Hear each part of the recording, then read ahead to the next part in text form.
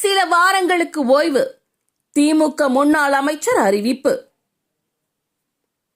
மதுரை மத்திய தொகுதியில் கடந்த 2016, 2021 தேர்தல்களில் வென்ற திமுக முன்னாள் அமைச்சர் தியாகராஜன் இந்த தேர்தலில் தவேகா போட்டியாளரிடம் தோல்வியடைந்தார்.